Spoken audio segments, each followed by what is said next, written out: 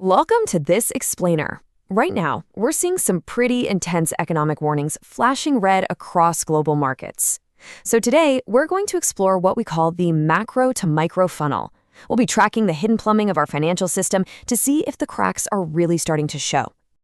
You've probably seen the headlines lately, right? Rampant inflation, tumbling currencies, weird shifts in the banking sector.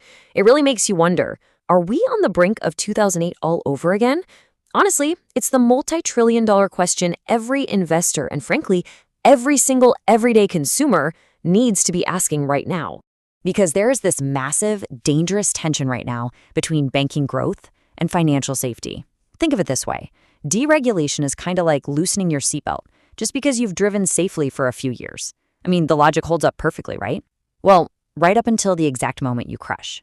And we are currently in a period where the safety regulations put in place after that last crash are quietly being rolled back.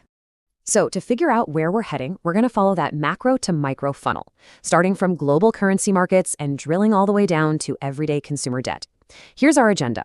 1. Echoes of the 2008 crisis. 2. The yen carry trade. 3. Loosening the seatbelt. 4. The late-stage credit cycle. 5. The consumer debt trap. And finally, 6. The crisis watch list. Let's get right into it. Starting off with Section 1, Echoes of the 2008 crisis, then versus now. Look at these striking similarities. A lot of people assume a crash always starts with falling prices, but the data actually shows us that the early stages look exactly like an inflationary boom. In both the months leading up to the 2008 crash and in early 2026, CPI inflation rose over 1.6%, two-year Treasury yields jumped by about 100 basis points, and oil prices spiked significantly. It is exactly the same setup. Moving down to the global layer, here's Section 2, the yen carry trade.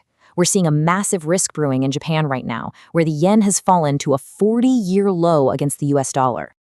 Okay, so understanding this highly leveraged yen carry trade is absolutely vital because it's literally one of the biggest sources of global liquidity. It works in 4 simple steps. Step 1, investors borrow incredibly cheap Japanese yen. Step 2, they convert it to US dollars. Step 3, they invest those dollars in higher-yielding US treasuries. But Step 4 is where the trap snaps shut. If the yen weakens too much, Japan is forced to step in and intervene.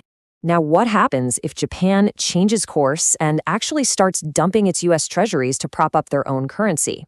Defending the yen takes immense capital. If they aggressively liquidate their U.S. Treasury reserves, Treasury yields could spike dramatically. And that global shockwave, it directly hits American mortgages, auto loans, and corporate debt. Everything is completely interconnected.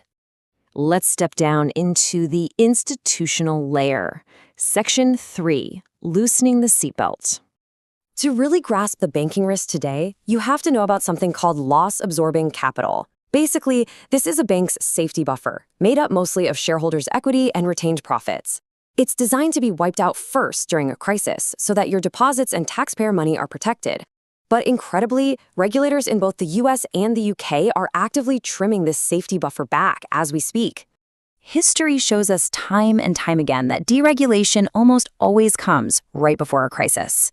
After 2008, banks were forced to hold strict 14% capital buffers and strictly ring-fence, meaning completely separate, everyday consumer deposits from all that risky investment banking.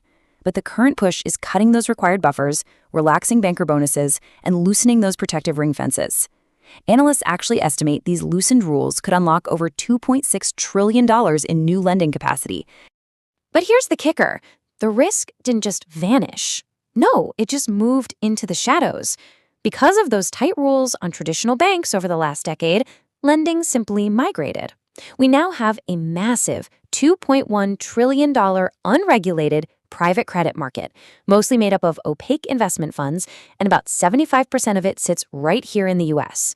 Regulators openly admit they can barely even measure it. Which brings us to Section 4. The late-stage credit cycle. Let's look at some systemic indicators. When we look at the historical signs of a late-stage credit cycle, we can check off absolutely every single box on this list today.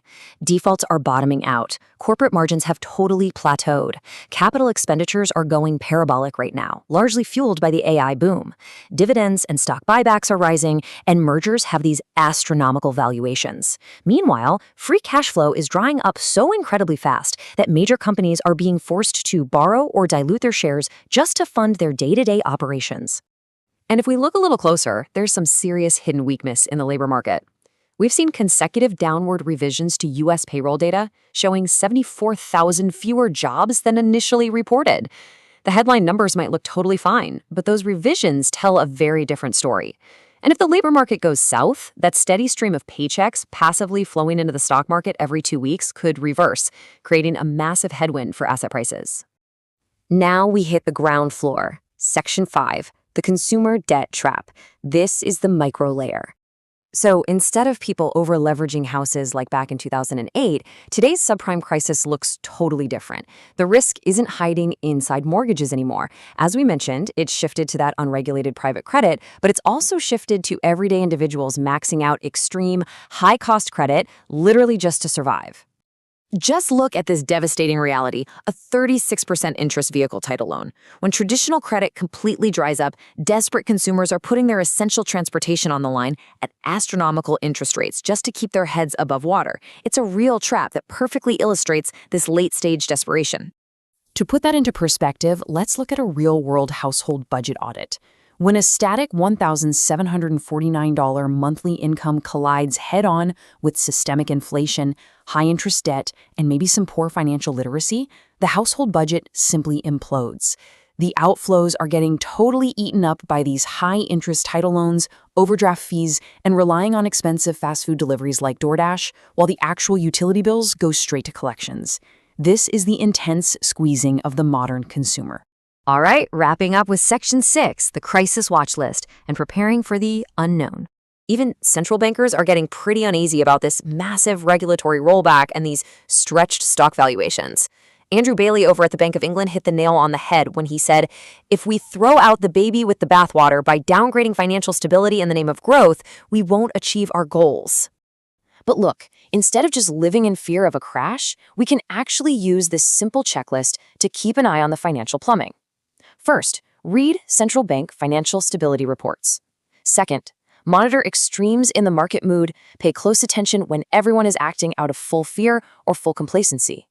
Third, watch for sudden, sharp jumps in long-term government bond yields. And lastly, for everyday savers, be highly suspicious of bank savings rates that seem too good to be true. If one bank is paying conspicuously more than all the others, you gotta ask yourself why they're so desperate for your cash. And here's a super practical defensive step for you. Remember that modern deposit protections like the £120,000 limit in the UK actually apply per banking license, not per brand name. So if two different high street brands actually share the exact same banking license, your money across both of them counts toward a single limit. It is a vital little detail to check to make sure your cash is genuinely safe. With capital buffers shrinking and global debt going through the roof, I want to leave you with this final thought. Have we actually fixed the system, or are we just speeding toward the next crash with our seatbelts totally off? Keep a close eye on these macro indicators and micro realities, because the plumbing of our financial system is shifting right now, and we all need to be prepared for what happens if those pipes burst. Thanks for watching.